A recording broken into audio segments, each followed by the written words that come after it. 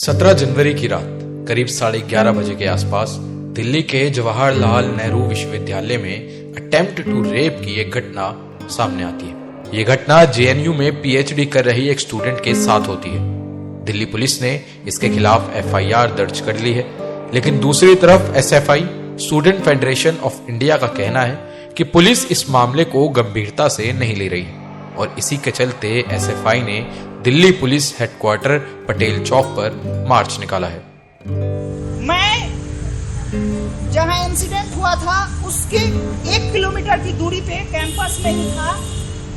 तभी कुछ साथियों का मेरे पास कॉल आता है कि साथी जल्दी पहुंचिए, यहाँ इस तरह की घटना हुई है। उस कैंपस की जिम्मेवारी थी, सुरक्षा की जिम्मेवारी जो थी साइक्लोप सिक्योरिटी की थी, जो जेएनयू एडमिनिस्ट्रेशन के द्वारा लाया गया है। उसमें भी बहुत सारी हैं, उसमें मैं बाद में बात करूंगा, लेकिन उस सिक्योरिटी वो पूरी तरह फैल रही है। जैसे ही हम पहुंचते हैं तो ये दिल्ली पुलिस जो स्थानीय थाना है वहां पहुंचता है। इनके पास वहां कोई लेडी पुलिस नहीं होती है जो सर्वाइवर से बात कर सके, सर्वाइवर का बयान रिकॉर्ड कर सके। ये दिल्ली पुलिस जो है ये किस आधार पे, किस नियम को ताक पे रख के काम कर रही है, इनसे हम पूछना चाहते हैं। उसके बाद दिल्ली पुलिस को जब हम कॉल करते हैं तो वहां पहुंचती है, बयान 24 घंटे के बाद भी रिकॉर्ड नहीं होता है।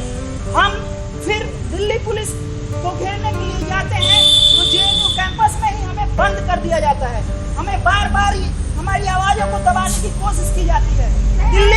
दिल्ली पुलिस पे हम दबाव डालते हैं, तब इनका एक ट्वीट आता है कि हमने इस घटना में ये एक्शन लिया है।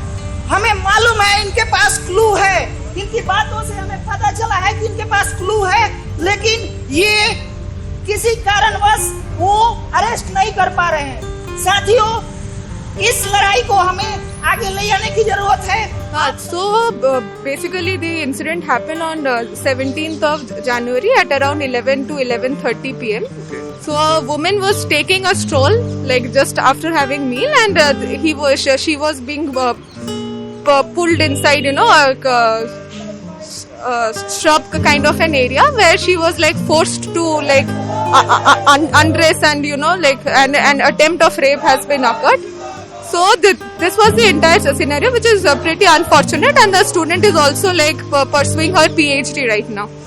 So this is the entire situation, and it has already been 72 hours after the incident has occurred, and the police has not really taken any concrete step towards the case. घटना स्थल पे पहुंचने पे हमें ये समझ आता है कि दिल्ली पुलिस सारे मेल्स वहां खड़े हैं, सर्वाइवर के साथ कोई लेडी पुलिस नहीं है, और ये दिल्ली पुलिस पूछताछ कर रहे हैं। मैं पूछना चाहता हूँ कि ये कौन सा कानून है, कौन सा आपका रूल बुक है, किस आधार पे आपने उस तरह से किया। इस तरह की घटनाओं में लेडी पुलिस को ले जाना मतलब सुनिश्चित किया जाता है दिल्ली पुलिस के द्वारा, जो किया नहीं गया। इसके बाद वो भी रेप जैसे मामले, हाँ, अटेम्प्ट टू रेप है, अटेम्प्ट टू रेप, हाँ। उसके बाद ये दिल्ली पुलिस पे ये दबाव जब बनता है कि आपने ये गलत किया है, बिल्कुल थोड़ा ये सीरियसली लेना शुरू करते हैं, तुरंत ये एफआईआर दर्ज करते हैं। ये ध्यान में रहे कि ये एफआईआर दर्ज नहीं करते अगर हम इन पे दबाव नहीं दबाव डालने के बाद ही एफआईआर दर्ज, दबाव डालने के बाद एफआईआर दर्ज करते हैं। एफआईआर दर्ज करने के बाद हम इनको बताते हैं कहाँ सीसीटीवी कैमरा है कैंपस में, वहां फुटेज निकाले। ये तब पूरी टीम को लेकर आते हैं, तब सीसीटीवी फुटेज निकालते हैं। सीसीटीवी फुटेज निकालने के बाद फिर से आराम से रह जाते हैं। जब 24 घंटे हो जाते हैं तो कैंपस के स्टूडेंट ये सुनिश्चित करते हैं कि ये बिल्कुल गलत हो रहा है। इस तरह के सेंसिटिव मामलों को ये दिल्ली पुलिस पूरी इनसेंसिटिव तरीके से डील कर रही है।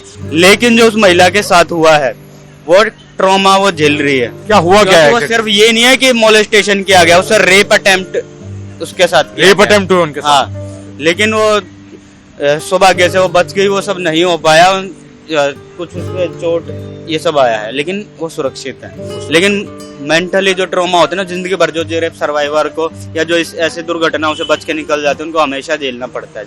मैम, जो ये इंसिडेंट हुआ इसको लेकर क्या ये कहना ठीक होगा कि जेएनयू जैसे कैंपस में जो फीमेल्स हैं वो सिक्योर नहीं है?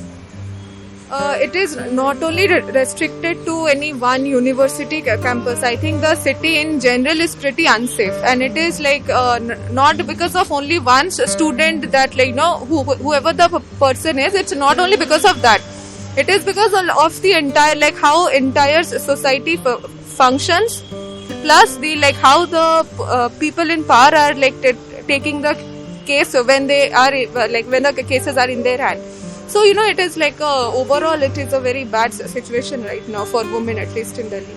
ये खाली रेप की बात नहीं है ना, ये बात है कि हाँ, महिलाएं उस कैंपस में आज से 2 साल पहले की बात की जाए, 5 जनवरी को ঐশী घोष पे जो अटैक हुआ था, तो हम उसको, वो भी उसमें महिलाएं सेफ नहीं है, वो हमको उसी समय पता चल गया था।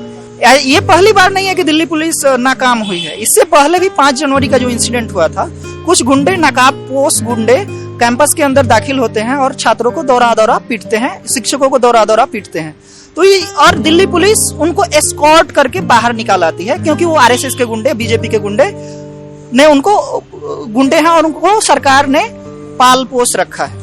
तो उन बातों से ये निष्कर्ष पे हम पहुंचे हैं कि इनके पास क्लू तो है कुछ, क्योंकि वो क्लोज्ड कैंपस है, सारे तरफ सीसीटीवी कैमराज हैं। तो जो अक्यूज है वो कैंपस का ही बंदा है। कैंपस का बाहर का भी हो सकता है, कैंपस का अंदर का भी हो सकता है, लेकिन उसकी हिम्मत तो देखिए कि वो कैंपस में आता है। कि उसकी पहचान हो गई है? हाँ, लगभग, क्योंकि दिल्ली पुलिस ने स्केच जारी किया था, तो लगभग मैं मान के चलता हूँ कि दिल्ली पुलिस के पास क्लू है, लेकिन एक बार फिर वो शांत हो गई है। तो ये उसको पकड़ा नहीं गया। हाँ, पकड़ा नहीं गया है। इसी को लेकर हमारा एएसएफआई, डीवाईएफआई और एडवा का यहाँ प्रोटेस्ट है। हम इनको यहाँ ज्ञापन सौंपेंगे और आज फिर शाम 5 बजे हम बसंत कुंज थाने को घेरेंगे। हम दबाव डालते रहेंगे जब तक ये जो अक्यूज्ड है उसको अरेस्ट नहीं कर लेते।